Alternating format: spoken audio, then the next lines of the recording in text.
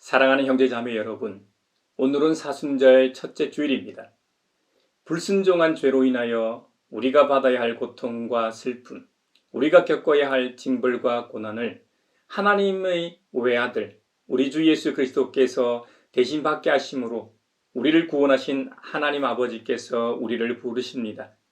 이제 우리의 마음과 뜻을 다하여 영과 진리로 주님을 찬양하며 예배합시다. 아멘. 사도신경으로 우리의 신앙을 고백하겠습니다. 나는 전능하신 아버지 하나님, 천지의 창조주를 믿습니다. 나는 그의 유일하신 아들, 우리 주 예수 그리스도를 믿습니다. 그는 성령으로 잉태되어 동정녀 마리아에게서 나시고 본디오 빌라도에게 고난을 받아 십자가에 못 박혀 죽으시고 장사된 지 사흘 만에 죽은 자 가운데서 다시 살아나셨으며 하늘에 오르시어 전능하신 아버지 하나님 우편에 앉아 계시다가 거기로부터 살아있는 자와 죽은 자를 심판하러 오십니다.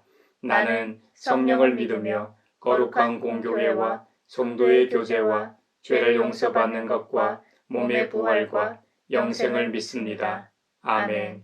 목소리 높여서 주 찬양하여라. 영광과 권세와 존귀와 위엄을 오늘이 다스리시는 만왕의 왕께 돌려라.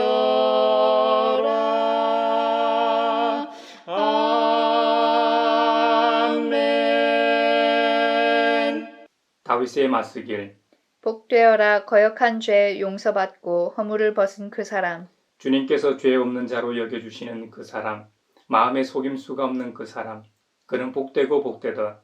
내가 입을 다물고 죄를 고백하지 않았을 때에는 온종일 끊임없는 신음으로 내 뼈가 녹아내렸습니다. 주님께서 밤낮 손으로 나를 짓누르셨기에 나의 혀가 여름 가뭄에 풀 마르듯 말라버렸습니다. 셀라. 드디어 나는 내 죄를 주님께 아뢰며 내 잘못을 덮어두지 않고 털어놓았습니다. 내가 주님께 거역한 나의 죄를 고백합니다. 하였더니 주님께서 나의 죄악을 기꺼이 용서하셨습니다. 셀라. 경건한 사람이 고난을 받을 때에 모두 주님께 기도하게 해 주십시오. 고난이 홍수처럼 밀어닥쳐도 그에게는 미치지 못할 것입니다. 주님은 나의 피난처, 나를 재난에서 지켜주실 분. 주님께서 나를 보호하시니 나는 소리 높여 주님의 구원을 노래하렵니다. 셀라. 주님께서 말씀하신다. 네가 가야 할 길을 내가 너에게 지시하고 가르쳐 주마. 너를 눈여겨보며 너의 좋은 자가 되어 주겠다. 너희는 제갈과 굴레를 씌워야만 잡아들 수 있는 분별 없는 노새나 말처럼 되지 말아라. 악한 자에게는 고통이 많으나 주님을 의지하는 사람에게는 한결같은 사랑이 넘친다. 의인들아, 너희는 주님을 생각하며 즐거워하고 기뻐하여라. 정직한 사람들아, 너희는 다 함께 기뻐 환호하여라. 아멘. 하나님의 나라 권세 영원토록 있도다. 하나님의 영광 나라 거룩거룩하도다. 하늘 보좌 계신 주님 세상 주관하시도다. 할렐루야 할렐루야 할렐루야. 아멘. 아멘.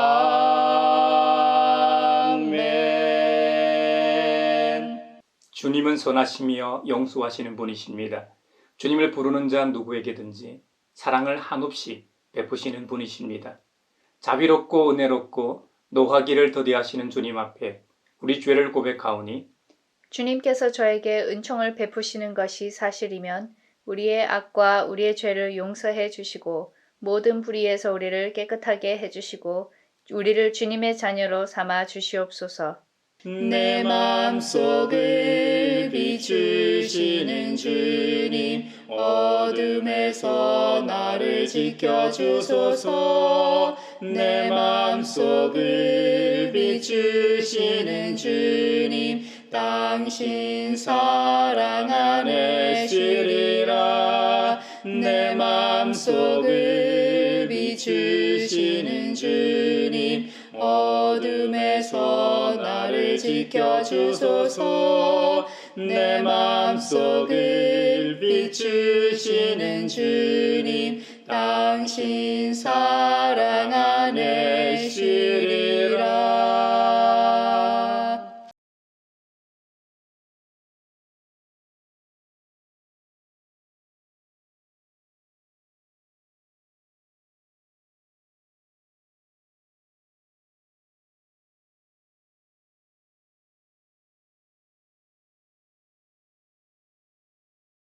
우리가 받아야 할 고통을 대신 받고 우리가 겪어야 할 슬픔을 대신 겪으시고 우리 모두의 죄악을 지우시고 우리가 평화를 누리게 하신 주님께서 우리의 죄를 용서하셨음을 주님의 이름으로 선언합니다. 아멘. 내 영혼의 평화가 넘쳐남은 주의 큰 복을 받음이라. 내가 주야로 주님과 함께 있어 내 영혼이 편히 쉬네. 평화 평화로다 하늘 위에서 내려오네. 그의 사랑의 물결이 영원토록 내 영혼을 덮으소서. 오늘 우리에게 주신 구약의 말씀은 창세기 2장 15절에서 17절, 3장 1절에서 7절 말씀입니다. 하나님의 말씀을 경청하십시오. 여호와 하나님이 그 사람을 이끌어 에덴 동산에 두어 그것을 경작하며 지키게 하시고 여호와 하나님이 그 사람에게 명하여 이르시되 동산 각종 나무의 열매는 네가 임의로 먹되 선악을 알게 하는 나무의 열매는 먹지 말라. 네가 먹는 날에는 반드시 죽으리라 하시니라. 그런데 뱀은 여호와 하나님이 지으신 들짐승 중에 가장 간교하니라. 뱀이 여자에게 물어 이르되 하나님이 참으로 너희에게 동산 모든 나무의 열매를 먹지 말라 하시더냐. 여자가 뱀에게 말하되 동산 나무의 열매를 우리가 먹을 수 있으나 동산 중앙에 있는 나무의 열매는 하나님의 말씀에 너희는 먹지도 말고 만지지도 말라 너희가 죽을까 하노라 하셨느니라. 뱀이 여자에게 이르되 너희가 결코 죽지 아니하리라. 너희가 그것을 먹는 날에는 너희 눈이 밝아져 하나님과 같이 되어 선악을 알 줄 하나님이 아심이니라. 여자가 그 나무를 본즉 먹음직도 하고 보암직도 하고 지혜롭게 할 만큼 탐스럽기도 한 나무인지라. 여자가 그 열매를 따먹고 자기와 함께 있는 남편에게도 주매 그도 먹은지라. 이에 그들의 눈이 밝아져 자기들이 벗은 줄을 알고 무화과 나무 잎을 엮어 치마로 삼았더라. 아름답고 귀한 말씀 생명샘이로다. 아름답고 귀한 말씀 생명샘이로다. 오늘 우리에게 주신 서신의 말씀은 로마서 5장 12절에서 19절입니다. 하나님의 말씀을 경청하십시오. 그러므로 한 사람으로 말미암아 죄가 세상에 들어왔고 또 그 죄로 말미암아 죽음이 들어온 것과 같이 모든 사람이 죄를 지었기 때문에 죽음이 모든 사람에게 이르게 되었습니다. 율법이 있기 전에도 죄가 세상에 있었으나 율법이 없을 때에는 죄가 죄로 여겨지지 않았습니다. 그러나 아담 시대로부터 모세 시대에 이르기까지는 아담의 범죄와 같은 죄를 짓지 않은 사람들까지도 죽음의 지배를 받았습니다. 아담은 장차 오실 분의 모형이었습니다. 그러나 하나님께서 은혜를 베푸실 때에 생긴 일은 아담 한 사람이 범죄했을 때에 생긴 일과 같지 않습니다. 한 사람의 범죄로 많은 사람이 죽었으나 하나님의 은혜와 예수 그리스도 한 사람의 은혜로 말미암은 선물은 많은 사람에게 더욱더 넘쳐나게 되었습니다. 또한 하나님께서 주시는 선물은 한 사람의 범죄의 결과와 같지 않습니다. 한 범죄에서는 심판이 뒤따라와서 유죄 판결이 내려졌습니다마는 많은 범죄에서는 은혜가 뒤따라와서 무죄 선언이 내려졌습니다. 아담 한 사람의 범죄 때문에 그 한 사람으로 말미암아 죽음이 왕노릇하게 되었다면 넘치는 은혜와 의의 선물을 받은 사람들은 예수 그리스도 한 분으로 말미암아 생명 안에서 왕노릇하게 되리라는 것은 더욱더 확실합니다. 그러니 한 사람의 범죄 행위 때문에 모든 사람이 유죄 판결을 받았는데 이제는 한 사람의 의로운 행위 때문에 모든 사람이 의롭다는 인정을 받아서 생명을 얻게 되었습니다. 한 사람이 순종하지 않음으로 말미암아 많은 사람이 죄인으로 판정을 받았는데 이제는 한 사람이 순종함으로 말미암아 많은 사람이 의인으로 판정을 받을 것입니다.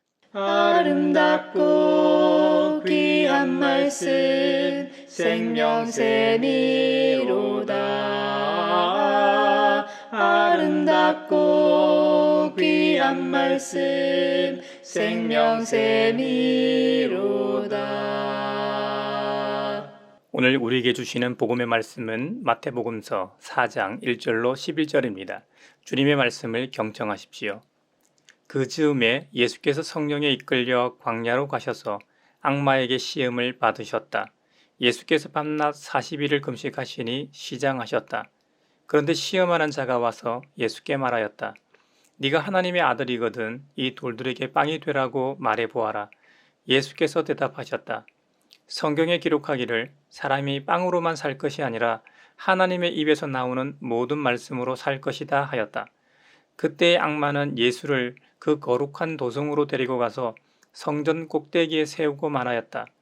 네가 하나님의 아들이거든 여기에서 뛰어내려 보아라. 성경에 기록하기를 하나님이 너를 위하여 자기 천사들에게 명하실 것이다. 그리고 그들이 손으로 너를 떠받쳐서 너의 발이 돌에 부딪히지 않게 할 것이다 하였다. 예수께서 악마에게 말씀하셨다. 또 성경에 기록하기를 주 너의 하나님을 시험하지 말아라 하였다. 또다시 악마는 예수를 매우 높은 산으로 데리고 가서 세상의 모든 나라와 그 영광을 보여주고 말하였다. 네가 나에게 엎드려서 절을 하면 이 모든 것을 네게 주겠다. 그때에 예수께서 그에게 말씀하셨다. 사탄아 물러가라. 성경에 기록하기를 주 너의 하나님께 경배하고 그분만을 섬겨라 하였다. 이때에 악마는 떠나가고 천사들이 와서 예수께 시중을 들었다. 이것은 주님의 말씀입니다. 하나님 감사합니다. 아름답고 귀한 말씀 생명샘이로다. 아름답고 귀한 말씀 생명샘이로다. 사회를 위하여 기도합니다. 대한민국의 작년 합계 출산율이 0.78명으로 역대 최저 수치로 떨어져 충격입니다. 10년 전에 비하면 절반 수준입니다. 동시에 작년 사망률도 역대 최다로 고령화와 코로나 영향도 있었습니다. 여성의 출산 연령이 높고 한 아이를 가질 확률은 높지만 둘째, 셋째를 가지기에는 재정적으로 엄두를 못 내는 상황입니다. 국민이 대한민국에서 충분히 결혼하고 아이를 낳고 살 수 있는 사회, 문화, 경제적 여건이 마련되기를 원합니다. 청년층은 안정된 주거지에서 자녀 교육을 할 수 있도록 대안이 마련되게 하소서. 주여 주여 우리를 불쌍히 여기소서. 그리스도여 그리스도여 우리를 불쌍히 여기소서. 주여 주여 우리를 불쌍히 여기소서. 교회를 위하여 기도합니다. 최근 AI 기술인 챗GPT 발표 이후 전 세계적으로 반향을 일으키고 있는 가운데 한국 교회의 10년 후가 어떤지 물었더니 다음과 같이 예측했다고 합니다. 한국 사회는 점차 무교화가 진행되기 때문에 교회에 대한 관심도 감소해서 점차 쇠퇴할 것으로 예측되었습니다. 이런 디지털 신기술은 삶의 생태계를 형성하고 사회 문화적으로 큰 변화를 가져옵니다. 사실 교회는 지금까지 놀라운 기술이 나올 때마다 일방적으로 비판해 왔습니다. 구한말 쇄국 정책처럼 무조건적 비판도 지양해야 하고 불필요하게 두려워할 필요도 없기를 원합니다. 이런 신기술을 어떻게 신앙 공동체 형성에 건강하게 활용하고 복음 전파를 위해 어떻게 활용할 것인지 지혜롭게 대처하게 하소서.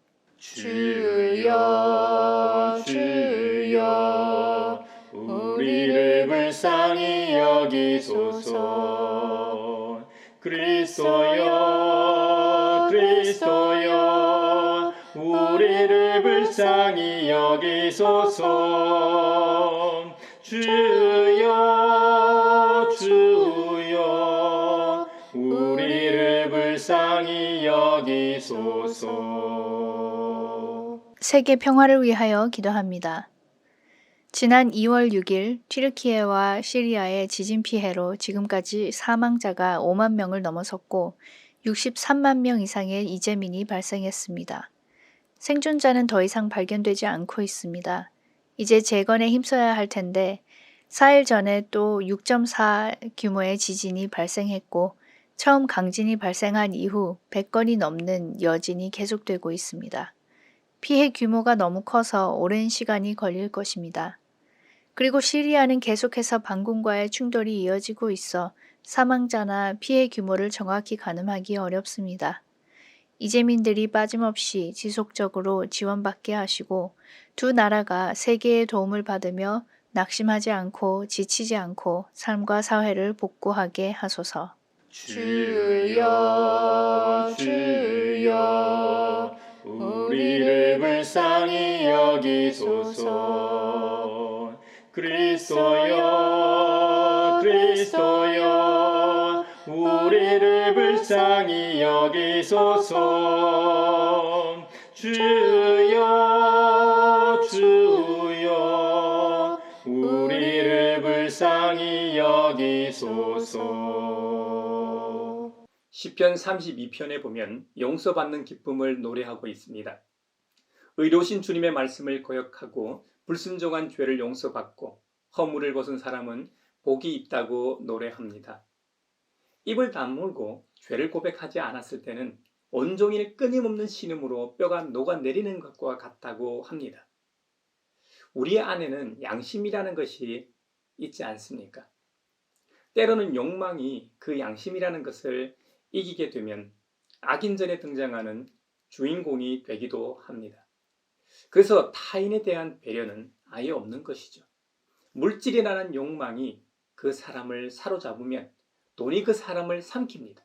그러면 돈을 모으기 위해서는 다른 사람의 생명도 아무렇지 않게 생각합니다. 심지어 자신의 가족보다도 돈을 소중하게 여기는 지경까지 이르게 됩니다. 권력이라는 욕망이 그 사람을 사로잡으면 그 권력이 천년만년 갈 것처럼 행동합니다.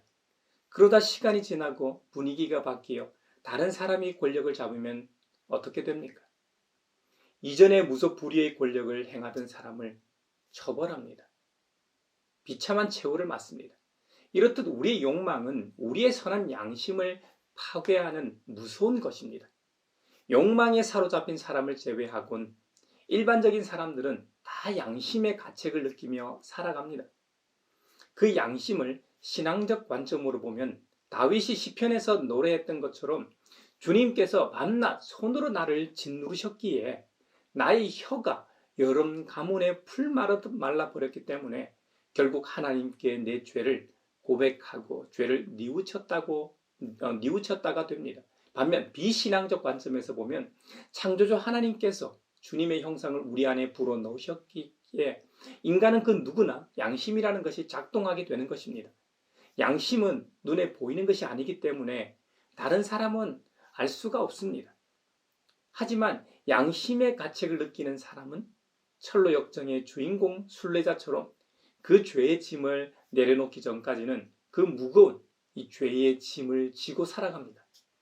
한편 다윗이 죄와 용서에 대해 노래하고 있는 시편 32편에는 고백이라는 중요한 키워드가 있습니다. 내가 마음으로 양심이 작동하여 가책을 느낀다고 해도 가만히 있으면 그 죄의 문제를 풀 길이 없습니다. 죄의 무게만큼 일평생 지고 살아가게 됩니다. 하지만 그 죄의 문제를 풀고 무거운 죄라는 놈을 벗기 위해서는 반드시 입으로 시인하고 고백해야 한다는 겁니다. 내 잘못을 덮어두지 않고 털어놓아라는 것이죠. 사실 하나님께서는 천지를 지으신 창조주 하나님으로서 전지하신 분이십니다. 모든 것을 다 아십니다. 그런데 왜 아무것도 모르는 것처럼 우리에게 고백하게 하실까요? 그것은 그 고백을 통해 우리 자신이 죄인임을 되새기게 하시는 것입니다. 그래야만 죄 용서함을 받은 그 은혜가 얼마나 큰지를 알기 때문입니다. 바로 은혜의 장치 때문입니다. 우리 인간은 망각의 존재입니다. 그것은 누구도 부인할 수 없습니다. 학생들이 시험을 치면 왜 점수가 천차만별입니까? 수업 시간에 다 배운 내용을 테스트하는데도 말입니다. 저도 어렸을 때 어머니가 기억이 안 난다고 하셨을 때 왜 그게 기억이 안 나지 하고 도무지 이해가 가지 않았습니다. 하지만 시간이 지나면서 알게 되었지요. 지금은 나이가 들어갈수록 더 기억을 못하는 것 같습니다. 그것은 좋은 일이든 나쁜 일이든 잊어버리는 것이 우리 인간의 특징입니다. 또 한편으로는 망각이라는 것이 주님께서 우리에게 주신 은혜의 장치이기도 합니다. 정말 괴롭고 슬픈 일이 있는데 그 사건을 잊지 않고 살아간다면 어디 살아갈 수 있겠습니까? 문득 생각나고 떠오를 수는 있지요. 하지만 매 순간 그 기억만으로 사로잡혀서 살아가지는 않죠. 그렇기 때문에 우리가 일상생활을 살아가는 것입니다. 죄의 문제는 고백이라는 장치를 통해 하나님께서 용서하십니다. 신약에서는 이것을 해석하길 사람이 마음으로 믿어서 의에 이르고 입으로 고백해서 구원에 이르게 된다고 했습니다. 또 주님의 이름을 부르는 사람은 누구든지 구원을 얻는다고 하셨습니다. 우리의 입이 왜 있는지 그 존재의 이유를 알 수 있는 대목입니다. 인간은 입을 통해 우리의 생리작용 중 하나인 음식과 물을 먹고 마실 수 있습니다. 또 입을 통해 소통합니다. 물론 손이나 다른 방법을 통해 소통을 할 수도 있겠지요. 입으로 하는 이 말만큼 확실하고 간단한 소통 방법은 없습니다. 이렇듯 입이라는 이 지체는 매우 중요합니다. 입의 존재 이유 중 더 중요한 것이 있습니다. 먼저는 하나님께서 우리의 입술을 통해 찬양받길 원하십니다. 이사야 43장 21절에 보면 이 백성은 내가 나를 위하여 지었나니 나를 찬송하게 하려 함이니라고 창조의 목적을 분명히 하고 계십니다. 만약 우리가 하나님을 찬양하고 섬기지 않고 다른 우상들을 만들고 그것들을 섬기면 어떻게 되겠습니까? 그렇게 되면 창조의 목적이 훼손됩니다. 이것은 피조물을 만드신 창조주 하나님의 기분이 상하시는 수준의 문제가 아닙니다. 피조물인 우리 인간 입장에서 그것은 절대자와의 단절입니다. 그 끊어짐으로 인해 우리는 죄인이 되고 죄인은 무거운 죄의 짐을 짊어지고 살다 영원한 형벌에 처하게 된다는 사실입니다. 그래서 그 죄를 용서하는 방법으로 하나님께서는 그냥 용서하지 않으시고 죄를 지은 우리 스스로에게 하게 하시는 것입니다. 우리의 말로 말입니다. 우리에게 주신 입을 통해 시인하고 고백하게 하십니다. 사도 바울은 로마서 10장 10절에서 사람은 마음으로 믿어서 의에 이르고 입으로 고백해서 구원에 이르게 된다고 했던 것입니다. 혹 저와 여러분도 살아가다 죄를 짓게 되면 머뭇거리지 말고 그 즉시로 우리의 입을 열어 고백합시다. 주님께 죄를 시인하고 용서를 구합시다. 그리고 타인에게 피해를 주거나 잘못을 했으면 그 사람에게도 가서 입으로 고백하고 용서를 구해야 합니다. 이것이 진정한 죄의 뉘우침입니다. 그럴 때 진정으로 용서받은 기쁨을 누리게 됩니다. 그럼 우리 자신도 다윗이나 시편의 기자들처럼 우리 자신의 시편을 쓰게 되는 것이죠. 이것이야말로 시와 찬미와 신령한 노래들이 됩니다. 새 노래, 새 찬양이 따로 있는 것이 아닙니다. 우리의 삶의 소스가 제작된 노래야말로 진정한 새 찬양입니다. 하나님께서는 천지 만물을 창조하시고 제6일째 마지막으로 인간을 만드셨습니다. 그리고 그 인간과 언약을 맺으십니다.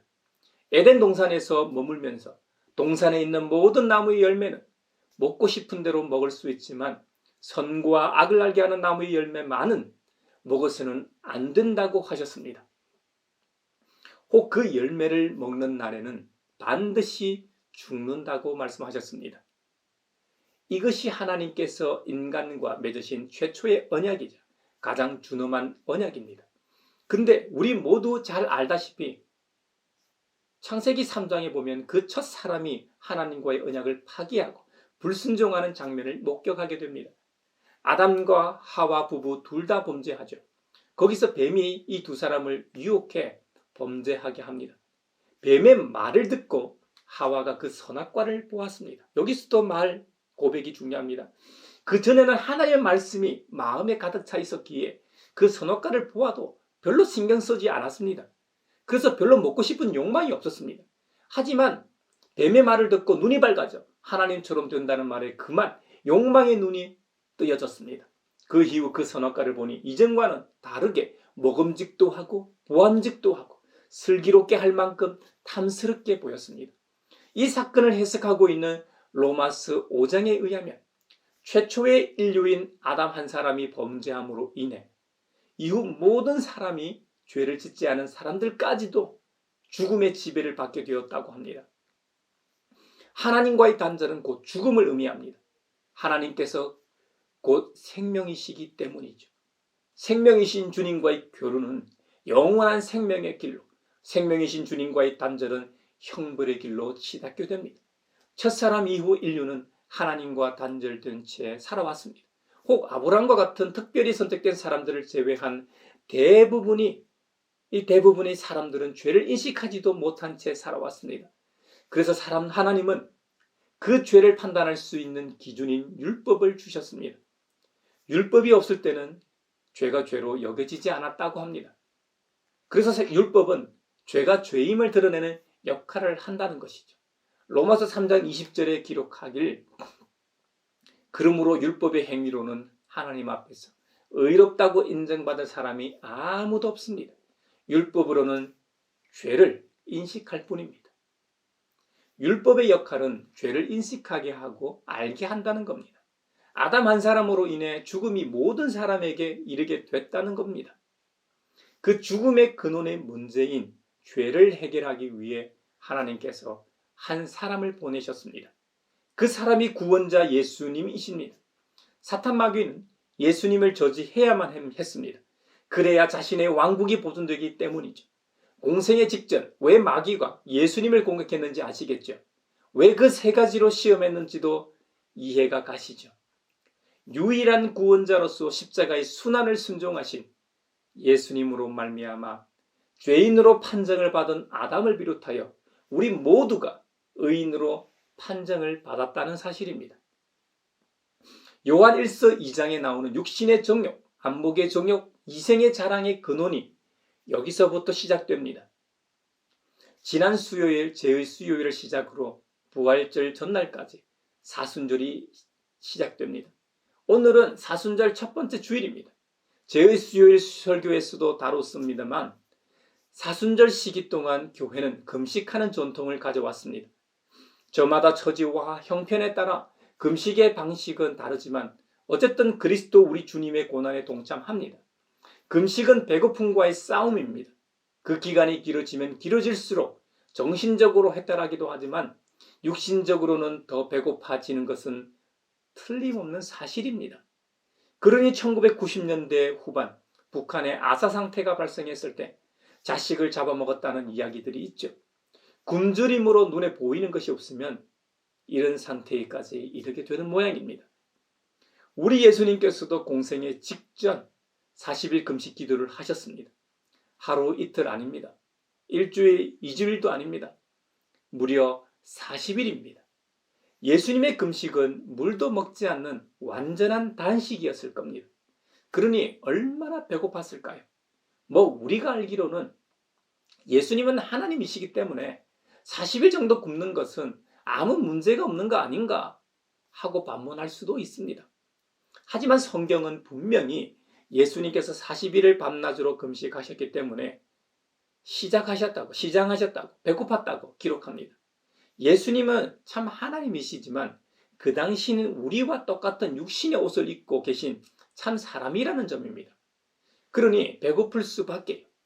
사람이라는 말은 생리작용으로 인해 굶주리면 배고프고 피곤하면 잠이 오는 것입니다. 그건 너무나 당연한 것입니다. 이것이 평범한 인간의 모습을 하신 예수님이 이 당시 상황이었습니다. 그런데 그때 때마침 마귀가 나타납니다. 그리고 광야에서 시험을 받으십니다. 예수님께서 시험 받으신 내용은 다들 잘 알고 계시리라 믿습니다. 예수님께서 받으신 시험은 세 가지입니다. 하나는 돌들로 너의 굶주림을 해소하라는 빵을 만들어 먹으라는 것입니다. 두 번째는 마귀가 예수님을 성전 꼭대기에 세우고 네가 진짜 하나님의 아들이거든 여기서 뛰어내려 보라는 것이죠. 그러면 하나님께서 자기 천사들을 명하여 손으로 너를 떠받쳐서 바닥에 떨어져 돌에 부딪히지 않게 하신다는 시험입니다. 세 번째는 마귀가 예수님을 매우 높은 산으로 데리고 가서 세상 모든 나라와 그 영광을 보여주면서 자신에게 엎드려서 절하면 이 모든 것을 예수님께 준다는 시험이었습니다. 마귀는 하고 많은 시험 중에 첫 번째로 돌로 빵을 만들라고 요구를 했을까요? 그 어느 시험거리보다 굶주린 사람에게 있어 가장 큰 시험은 많은 돈을 주면서 가서 맛있는 것을 사 먹으라는 것이 아닙니다. 그 앞에 음식을 놓고 먹으라는 시험입니다. 예수님께서 허기진 인간으로서 맞닥뜨린 가장 연약한 상황은 음식에 관한 것이기 때문입니다. 마귀는 예수님께서 참 하나님이시지만 현재는 참 인간이시기도 했기 때문에 그 점을 파고들고 있는 것입니다. 마귀는 예수님의 초인적인 능력을 활용해 너의 배고픔을 풀으라고 하고 있습니다. 이것은 한편으로는 하나님의 아들이신 예수님의 신성을 인정해 주면서 또 한편으로는 돌을 빵으로 만들어 먹게 함으로써 예수님을 빵에 매인 연약한 인간으로 만들어 버리려는 무서운 관계입니다. 만약 예수님께서 마귀의 말대로 하신다면 어떻게 됩니까? 예수님은 떡으로만 사는 인간이 되는 것입니다. 굶주림을 해결하기 위해서는 모든 방법을 정당화하면서 떡을 구하는 세상의 인간들처럼 되는 것입니다. 무슨 수단을 사용하든지 배고픔만 해결하면 능력자인 것처럼 생각하는 세상의 인간들처럼 되는 것입니다. 마귀는 예수님을 첫째한 인간으로 만들어버려 하나님의 구원 계획을 깨부수려고 하고 있습니다. 두 번째 시험인 성전 꼭대기에서 뛰어내려 죽지 않는다는 것은 정말 놀라운 능력입니다. 이것은 예수님의 구원 성취보다는 능력에 초점을 맞춰 구원자로서의 신분을 망각하게 하는 시험입니다. 심지어 마귀는 이렇게 말합니다. 네가 하나님의 아들이라면서 네가 능력자임이 증명되면 자연히 하나님의 아들이라는 것도 증명되는 것이 아니냐. 하지만 이것은 마귀의 강궤입니다. 예수님은 이런 능력을 행하시든 안 하시든 이미 하나님의 아들이십니다. 마귀나 우리 인간이나 어떤 피조물이 인정하든 안 하든 상관없이 말입니다. 우리의 인정과 관계없이 하나님은 하나님이십니다. 창조주이십니다. 그것은 불변합니다. 마귀는 예수님을 시험할 때 구약의 말씀을 인용합니다. 마치 법정에서 증인이나 증거물을 제시하듯 구약 성경을 증거물로 제시합니다. 실제로 시편 91편에 보면 마귀가 인용했던 내용이 기록되어 있습니다. 그가 천사들에게 명하셔서 네가 가는 길마다 너를 지키게 하실 것이니 너의 발이 돌뿌리에 부딪히지 않게 천사들이 그들의 손으로 너를 붙들어 줄 것이다. 이것은 하나님의 말씀을 오용한 것입니다. 마귀는 성경의 진실성을 시험하고 있습니다. 여기에는 두 가지 숨은 관계의 이유가 있습니다. 하나는 예수님께서 뛰어내리지 않으면 예수님이 성경에 기록된 말씀을 믿지 않는 것이고, 또 다른 하나는 예수님께서 뛰어내렸는데도 천사가 보호하지 않으면 성경이 틀린 것이 됩니다. 이것은 결국 예수님을 통해 하나님의 말씀인 성경을 시험하고 있는 것이죠. 마귀가 여기서 말하고 있는 것이 무엇일까요? 성경은 믿을 만한 것이 못 된다는 시험입니다. 그러나 이것은 시편의 내용을 완전히 잘못 인용한 것입니다. 시편의 내용은 뛰어내림에 관한 것이 아닙니다. 인생 여정에 관한 말씀입니다. 시편의 배경은 인생 여정 가운데 주님은 나의 피난처로서 하나님의 보호를 의미하고 있다는 것입니다. 그런데 마귀는 네가 가는 모든 길에서를 교묘히 빼고 자신의 주장을 펼치기 위해 제멋대로 해석 적용합니다. 이것은 성경의 권위를 인정하는 것이 아니라 성경을 자신의 뜻에 맞게 오용하는 사례일 뿐입니다. 마지막 시험이었던 천하만국을 보여주면서 자신에게 엎드려 절하면 이 모든 나라와 영광을 주겠다고 과시하고 있습니다. 이 땅에 존재하는 모든 사람은 저마다 욕망을 갖고 살아갑니다. 지구라는 공간 안에서 남보다 좀 더 얻고 뛰어나기 위해 발버둥치며 살아갑니다. 예수님도 욕구를 가진 보통의 사람으로 만들려는 관계입니다. 아니, 지구상에서는 가장 위대한 사람으로 만들어서 결국에는 예수님을 구원자 하나님이 아니라 인간으로 만들려는 시험인 것이죠. 하지만 사실 마귀의 권세나 힘의 세기는 하나님의 것에 비할 바 못 됩니다. 마귀가 보여준 것이 만약 지구라는 공간 안 정도라면 하나님은 지구가 속한 태양계, 그 태양계가 속한 은하계, 그 은하계가 속한 전 우주보다 크신 분이십니다. 예수님께서 하나님의 아들이신 진정한 표는 돌을 떡으로 만드는 것도, 성전 꼭대기에서 뛰어내려 멀쩡한 것도, 마귀가 선물로 주는 이 천하만국도 아닙니다. 예수님께서 하나님의 아들인 진정한 표는 하나님의 나라를 말하는 것입니다. 하나님 나라는 하나님이 계신 곳이고 결국 하나님을 말하는 것이 하나님의 아들임을 증명하는 최상의 방법인 것이죠. 잘 알려진 대로 예수님께서는 마귀의 세 가지 시험을 하나님의 말씀으로 이기셨습니다. 그런데 세 가지 구약 인용의 공통점이 있습니다. 모두 하나님을 언급하고 있다는 점입니다. 첫 번째 시험의 대답인 사람이 떡으로만 살 것이 아니요 하나님의 입으로 나오는 모든 말씀으로 살 것이라는 신명기 8장 3절 말씀이나 두 번째 시험의 대답인 주 너의 하나님을 시험하지 말라는 신명기 6장 16절 말씀이나 세 번째 시험의 대답인 주 너의 하나님께 경배하고 그분만을 섬겨라는 신명기 6장 13절의 말씀을 통해 볼 때 생명을 포함하여 모든 것은 하나님께 있음을 보여주십니다. 다시 한번 말씀드리지만 예수님께서 하나님의 아들 되심은 어떤 능력 행함이 아닙니다. 하나님과 하나님 나라에 대하여 말하고 증언하는 것입니다. 우리 예수님은 일평생 그리고 죽는 순간인 십자가상에서도 오직 하나님 나라에 대해서만 말씀하셨습니다. 우리도 이 점을 신앙생활하는 가운데 명심해야 하겠습니다. 오직 하나님만 말하는 저와 여러분이 되길 바랍니다. 오직 하나님 나라에만 관심을 가지고 하나님 나라의 백성으로 삼아주신 은혜에 감사하는 우리 모두가 됩시다. 사랑하는 형제자매 여러분, 오늘 은혜의 절기인 사순절이 시작되었습니다. 그리고 오늘은 사순절 첫째 주일입니다. 인류의 첫 사람인 아담 범죄 이후로 모든 사람은 죽음에 놓여 있었습니다. 하지만 하나님께서는 우리에게 살 길을 열어 놓으셨습니다. 그 살 길이 구원자 예수 그리스도이십니다. 그 주님의 오심과 그분의 사역인 십자가의 순환과 부활을 깊이 묵상하는 절기가 되길 바랍니다. 우리가 하나님의 은혜로 구원받았다고 해도 예수님처럼 인간의 몸을 입고 이 땅에 사는 동안 세 가지 시험이 아니라 끊임없는 시험의 장에서 여러 시험과 유혹을 만나게 됩니다. 요한일서에서 경고하고 있는 것처럼 크게는 육신의 정욕과 안목의 정욕과 이성의 자랑일 겁니다. 그때마다 우리도 예수님처럼 오직 하나님의 말씀으로 이겨내야 합니다. 하나님 중심으로 살아갈 때만이 모든 시험에서 승리할 수 있음을 명심합시다. 이번 한 주간도 주님의 말씀이 이끄시는 대로 살아가는 우리 모두가 되길 축복합니다.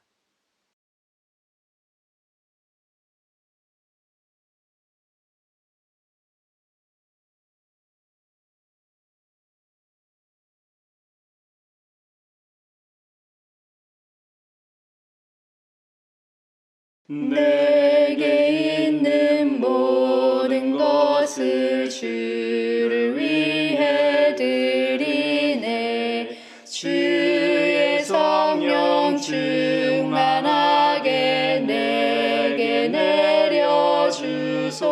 하소서. 주께 드리네 주께 드리네 사랑하는 구주 앞에 모두 드리네. 아멘. 여기에 모인 우리는 우리의 믿음의 역사와 사랑의 수고와 우리 구주 예수 그리스도에 대한 소망의 인내를 여기 연보에 담아 올려드립니다.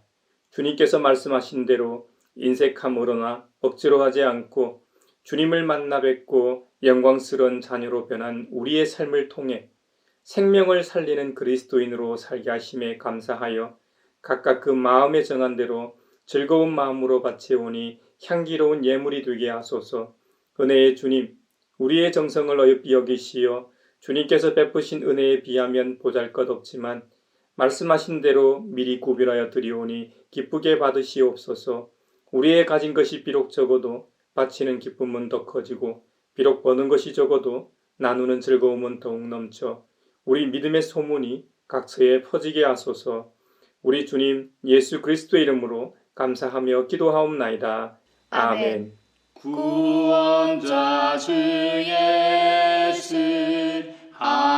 하나님의 아들 귀하신 어린 양 메시아 거룩하신 하나님 오 하나님 감사해 독생자 주시고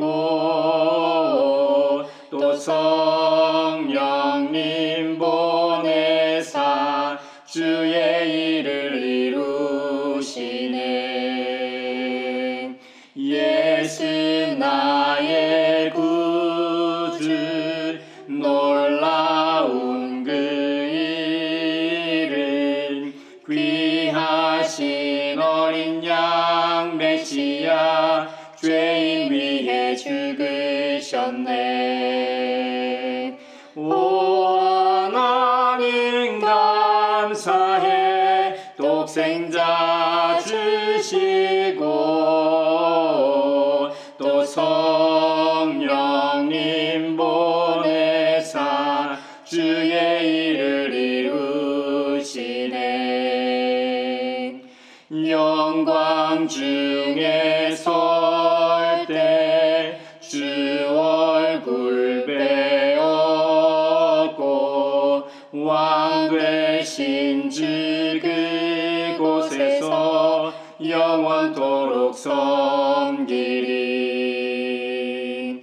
오 하나님 감사해 독생자 주시고 또 성령님 보내사 주의 일을 이루시네. 서로 평화 인사를 나누겠습니다. 주님의 평화를 빕니다. 주님의 평화를 빈다 얘들아. 주님의 평화가 여러분과 함께 하시길 바랍니다. 이제 축도하겠습니다. 하나님 나라의 백성으로 부르신 아버지 하나님께서 여러분에게 복의 복을 내려주셔서 언제 어디서나 여러분을 지키시기를 원하며 주님께서 그분의 인자한 얼굴을 여러분에게 비추사 필요에 따라 물질과 건강과 은혜 베푸시기를 원하며 주님께서 여러분이 하는 일과 가정과 자녀들과 함께 하시길 원하며 주님의 몸된 하나의 거룩하고 보편적인 사도적인 모든 교회와 코로나 종식을 바라는 이 나라와 세계 그리고 우크라이나 전쟁 종식과 한반도 평화 통일과 지진 피해로 고통 가운데 있는 튀르키예와 시리아 사람들과 함께 하시길 원하며 오늘 말씀처럼 입술의 고백으로 죄 씻음을 받고 구원받은 것처럼 사랑의 입술을 통해 평화로운 세상을 꿈꾸는 사람들 위에 평강 주시기를 성부와 성자와 성령의 이름으로 축원하옵나이다. 아멘.